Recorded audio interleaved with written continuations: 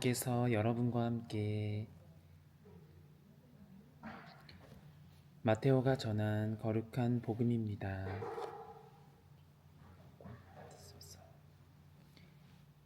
그때 요한이 그리스도께서 하신 일을 감옥에서 전해 듣고 제자들을 보내어 오실 분이 선생님이십니까? 아니면 저희가 다른 분을 기다려야 합니까? 하고 물었다. 예수님께서 그들에게 대답하셨다. 요한에게 가서 너희가 보고 듣는 것을 전하여라. 눈먼 이들이 보고 다리 저는 이들이 제대로 걸으며 나병 환자들이 깨끗해지고 귀먹은 이들이 들으며 죽은 이들이 되살아나고 가난한 이들이 복음을 듣는다. 나에게 의심을 품지 않는 이는 행복하다. 그들이 떠나가자 예수님께서 요한을 두고 군중에게 말씀하기 시작하셨다. 너희는 무엇을 구경하러 광야에 나갔더냐? 바람에 흔들리는 갈대냐? 아니라면 무엇을 보러 나갔더냐? 고운 옷을 입은 사람이냐? 고운 옷을 걸친 자들은 왕궁에 있다. 아니라면 무엇을 보러 나갔더냐? 예언자냐? 그렇다. 내가 너희에게 말한다. 예언자보다 더 중요한 인물이다. 그는 성경에 이렇게 기록되어 있는 사람이다. 보라, 내가 네 앞에 나의 사자를 보낸다. 그가 네 앞에서 너희 길을 닦아 놓으리라. 내가 진실로 너희에게 말한다. 여자에게서 태어난 이들 가운데 세례자 요한보다 더 큰 인물은 나오지 않았다. 그러나 하늘나라에서는 가장 작은 이라도 그보다 더 크다. 주님의 말씀입니다. 그리스도님 찬미합니다.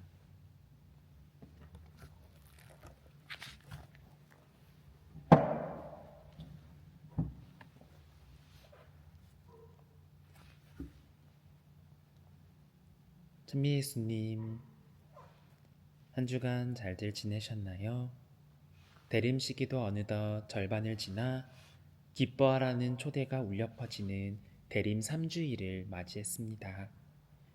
우리를 구원하시기 위해 몸소 사람이 되시어 오시는 주님께 감사와 기대, 희망과 바람이 담겨 있습니다.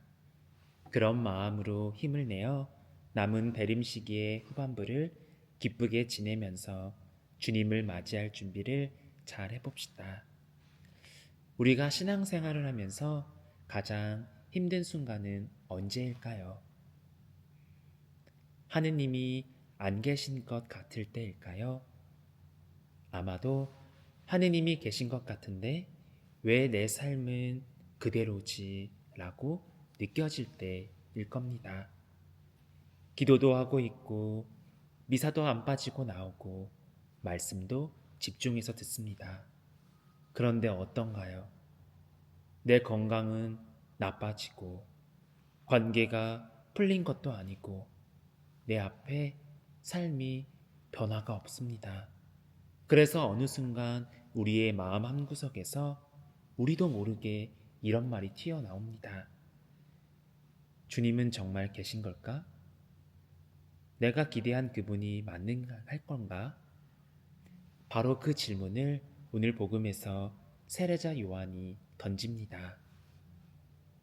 세례자 요한은 누구보다 확신의 사람이었습니다. 광야에서 외쳤고 회개를 선포했고 메시아의 오심을 준비한 사람이죠. 그런데 지금 그는 차가운 감옥 안에서 자신이 모든 것이 흔들리고 있습니다. 내가 믿고 따라온 그분이 정말 메시아가 맞는지. 그런데 이 질문은 신앙이 부족해서 나온 것이 아니라 본인이 처해 있는 그 상황이 너무 괴로워지니까 신앙이 흔들리기 시작한 겁니다. 우리도 그렇지 않을까요?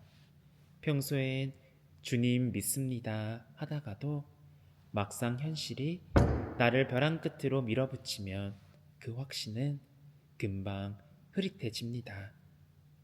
왜 내 기도에 아직도 응답이 없는 걸까? 주님께서 정말 나를 보고 계신 거긴 할 건가? 기도는 하고 있는데 왜 변화가 되지 않을까? 바로 그러한 마음이 요한의 마음이었을 겁니다.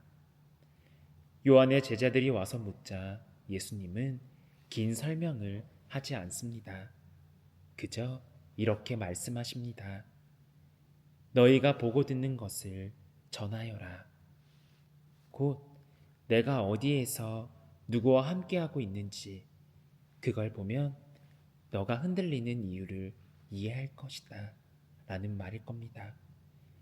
예수님은 심판을 외치며 큰 소리 외치는 대신 아픈 사람 옆에 계셨고 가난한 이들 곁에서 빵을 떼어주셨고 소리조차 낼 수 없는 영혼에게 숨결을 불어넣어 주셨습니다. 요한은 심판의 메시아를 기다렸지만 예수님은 치유, 자비의 메시아로 오셨습니다. 요한의 기대가 틀린 것이 아니라 하느님의 방식이 달랐던 겁니다. 우리도 그렇죠. 주님은 침묵하시는 것이 아니라 우리가 원치 않는 방식으로 응답하시기 때문에 그 응답을 못 알아보는 겁니다. 우리는 보통 크고 극적인 변화를 기대합니다. 그런데 예수님은 그렇게 다가오시는 분이 아닙니다. 예수님은 문제를 단번에 없애시는 분이 아니라 그 문제를 견딜 힘을 주시는 분입니다. 예수님은 고통을 피하게 가게 해주시는 분이 아니라 그 고통 속에서 나를 빚으시는 분입니다. 예수님은 결과를 바꿔주시는 분이 아니라 내 마음을 바꾸어 결과를 이겨낼 수 있게 해주시는 분입니다. 그래서 우리는 때때로 하느님의 응답을 느끼지 못합니다.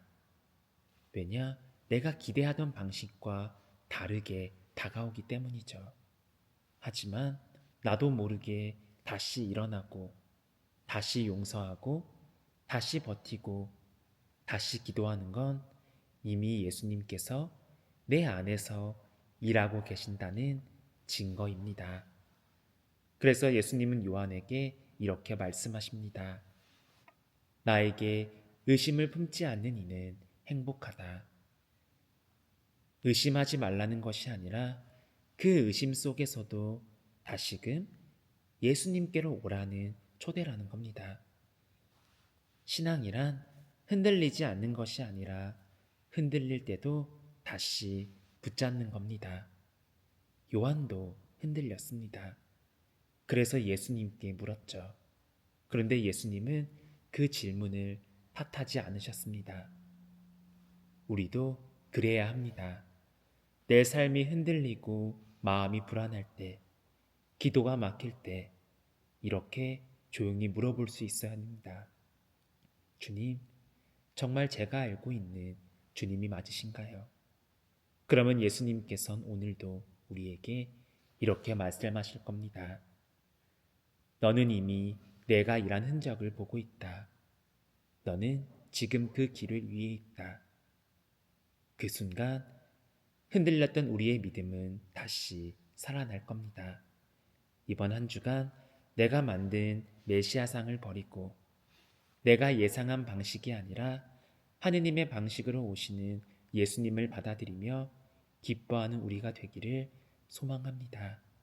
우리의 부족함 가운데서도 일하시는 주님을 바라보며 이번 한 주간도 묵묵히 걸어나가는 여러분이 되시기를 소망합니다.